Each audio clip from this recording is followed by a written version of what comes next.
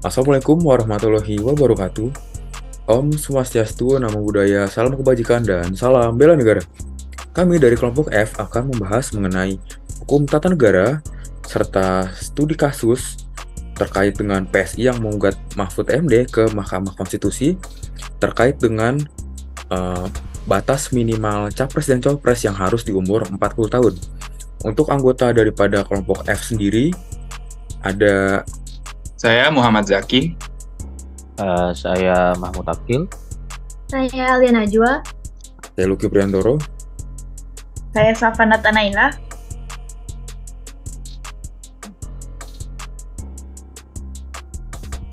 Oke, untuk pembahasan terkait dengan hukum tata negara, ada pengertian sumber hukum, asas-asas, dan sejarah ketatanegaraan di Indonesia.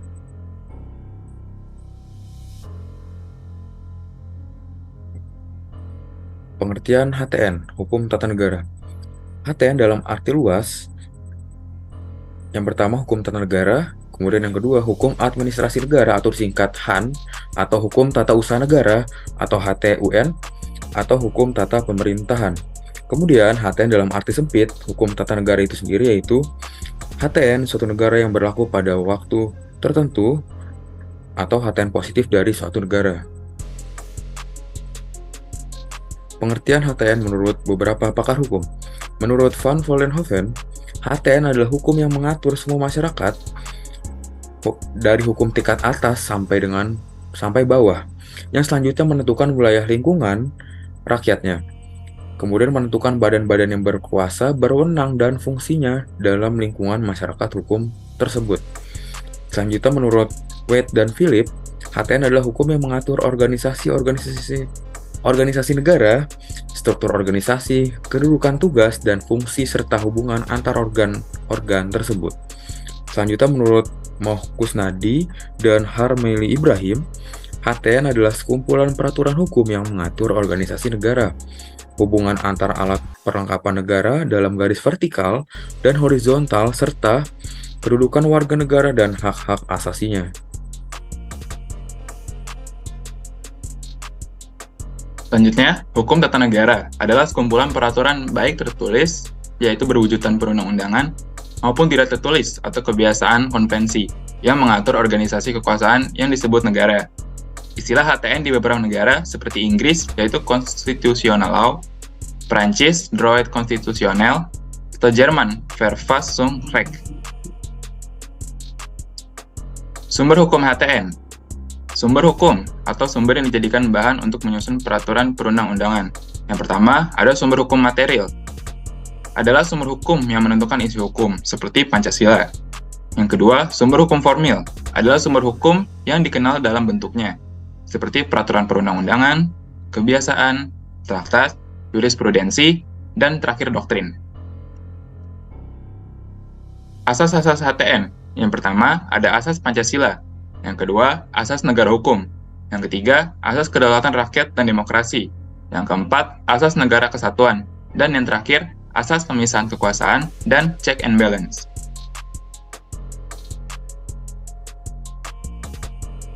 Penjelasan asas Pancasila.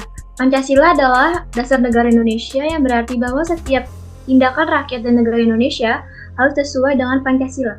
Selain itu, Pancasila merupakan sumber hukum material, yang berarti bahwa setiap isi peraturan perundang-undangan tidak boleh bertentangan dengan Pancasila. Lalu yang kedua, asas negara hukum. Kekuasaan tertinggi di suatu negara adalah hukum, sehingga seluruh alat perlengkapan negara termasuk warga negara harus tunduk dan patuh serta menjunjung tinggi hukum tanpa terkecuali. Yang ketiga ada asas kedaulatan rakyat dan demokrasi. Negara Indonesia adalah negara hukum yang berkedaulatan rakyat dan demokratis. Prinsip negara hukum tidak boleh ditegakkan dengan mengabaikan prinsip-prinsip demokrasi yang diatur dalam Undang-Undang Dasar.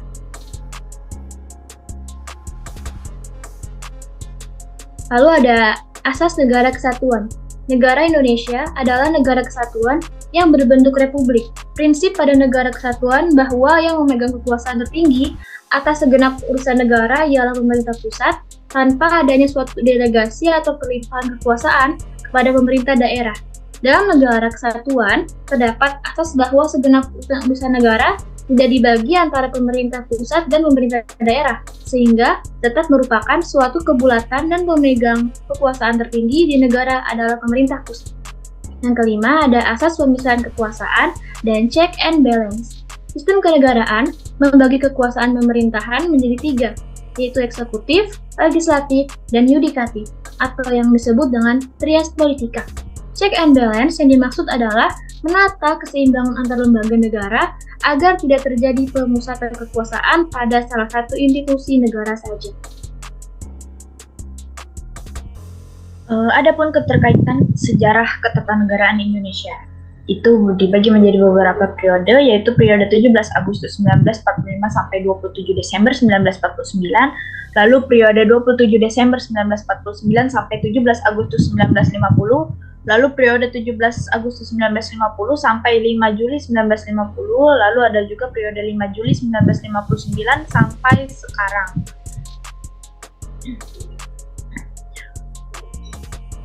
Periode 17 Agustus 1945 sampai 17 Desember 1949. Pada tanggal 17 Agustus 1945 dilaksanakannya pembacaan teks proklamasi yang menyatakan kemerdekaan Indonesia. Pada saat tanggal 18 Agustus 1945 ditetapkannya bahwa UUD 1945 sebagai dasar konstitusional Indonesia. Negara Indonesia adalah negara kesatuan berbentuk republik.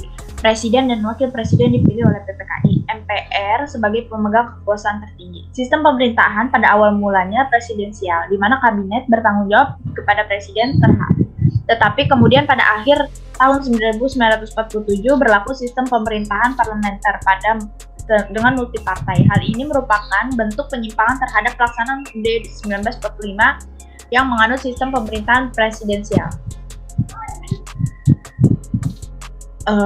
Pada periode 27 Desember 1945 sampai 17 Agustus 1950 berdirinya Negara Republik Indonesia Serikat atau sering dikenal dengan RIS sebagai hasil dari konferensi meja bundar di Den Haag pada tanggal 23 Agustus 1949 sampai 2 November 1949.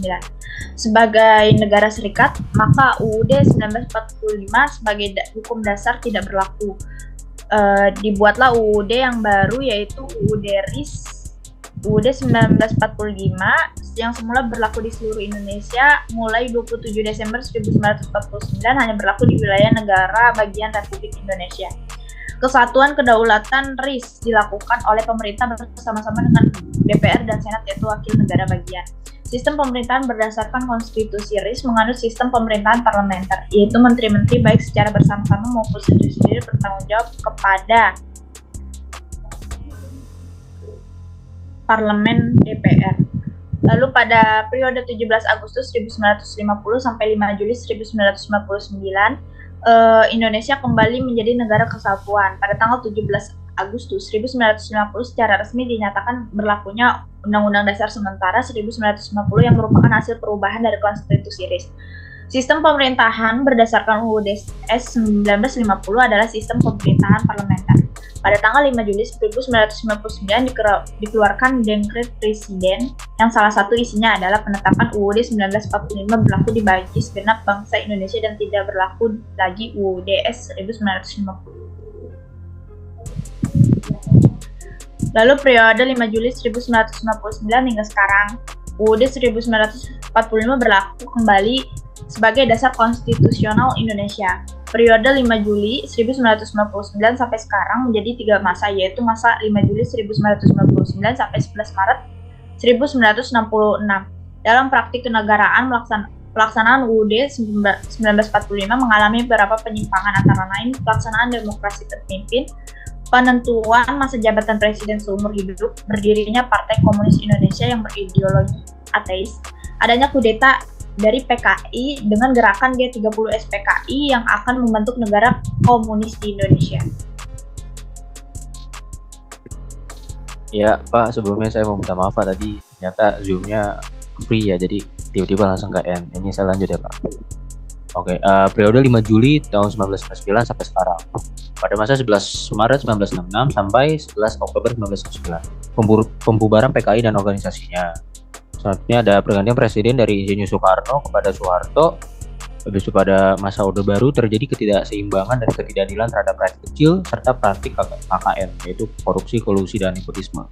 Habis itu lengsernya kekuasaan Presiden Soeharto pada tanggal 21 Mei 1998, habis itu masa 19 Oktober tahun 1999 sampai sekarang. Pada periode ini dimulai reformasi dan pertumbuhan demokrasi di Indonesia. UUD 1945 mengalami perubahan atau amandemen sebanyak 4 kali, yaitu sejak tahun 1999 sampai tahun 2002. Amandemen UUD 1945 hanya dilakukan pada batang tubuh UUD 1945. MPR tidak lagi mempunyai kekuasaan yang tak terbatas. Ya, terima kasih.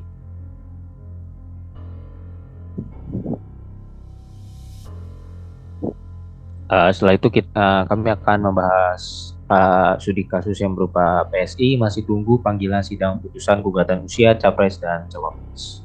Yuk.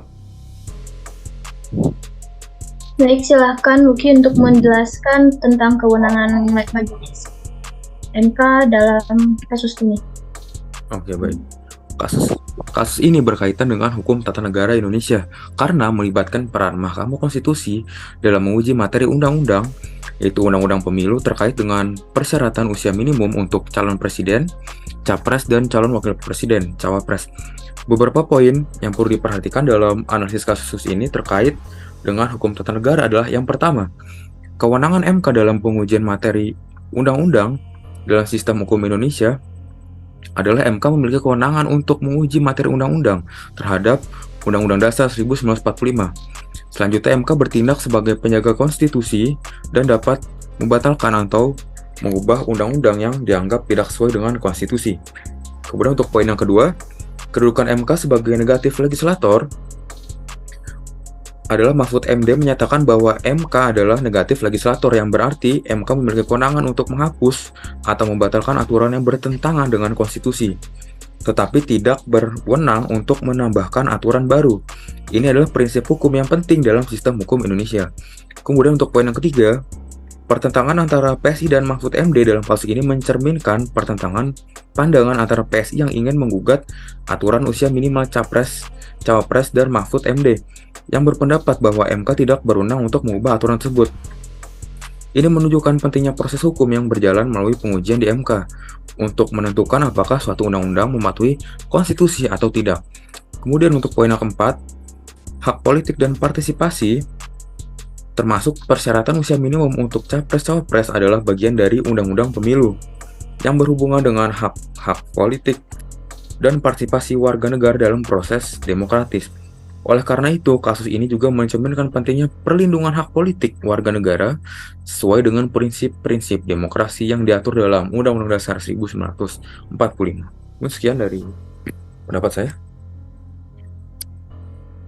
Lalu untuk selanjutnya, apakah ada dasar hukum yang mendasari batas usia pemilihan presiden kali ini?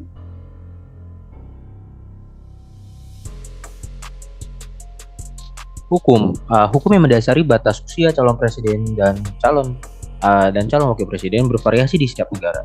Secara umum, batas usia untuk menjadi capres atau cawapres diatur dalam konstitusi atau undang-undang dasar negara tersebut. Sebagai contoh, dalam konteks Indonesia, UUD 1945 pasal 6 ayat 1 menyatakan bahwa presiden dan wakil presiden adalah warga negara Indonesia yang dipilih oleh rakyat. Namun pasal 6 ayat 2 menyebutkan bahwa calon presiden dan calon wakil presiden adalah warga negara Indonesia yang asli yang telah mencapai usia 35 tahun dan diusulkan oleh partai politik atau gabungan partai politik. Oleh karena itu, batas usia minimum untuk menjadi capres atau cawapres Indonesia adalah 35 tahun. Setiap negara memiliki peraturan yang berbeda sesuai dengan aturan konstitusi atau undang-undang dasar mereka, dan peraturan tersebut dapat mengalami perubahan melalui amandemen atau revisi. Untuk mendapatkan informasi yang lebih akurat ini perlu merujuk pada dokumen hukum tertentu yang mengatur tata cara pemilihan presiden dan wakil presiden di negara yang bersangkutan. Sekian pendapat dari saya. Kemudian, apa pendapat para ahli mengenai kasus ini? Baik, menurut pendapat ahli mengenai pencabutan peraturan minimal usia calon presiden dan calon wakil presiden yang ditetapkan pada usia 35-40 tahun dapat bervariasi. Beberapa ahli mungkin mendukung pencabutan tersebut dengan alasan bahwa usia bukan satu-satunya indikator kualifikasi dan kepemimpinan. Mereka mungkin berpendapat bahwa yang lebih penting adalah kemampuan, pengalaman, dan visi calon dari seorang pemimpin. Di sisi lain, Ada juga ahli yang mungkin menilai bahwa menetapkan batas usia minimal memiliki tujuan tertentu, seperti memastikan bahwa calon pemimpin memiliki cukup pengalaman hidup dan kebijaksanaan dalam memimpin negara. Penting untuk mencatat bahwa pendapat ahli dapat sangat bervariasi dan dapat dipengaruhi oleh nilai-nilai politik, konteks budaya, serta sejarah politik suatu negara.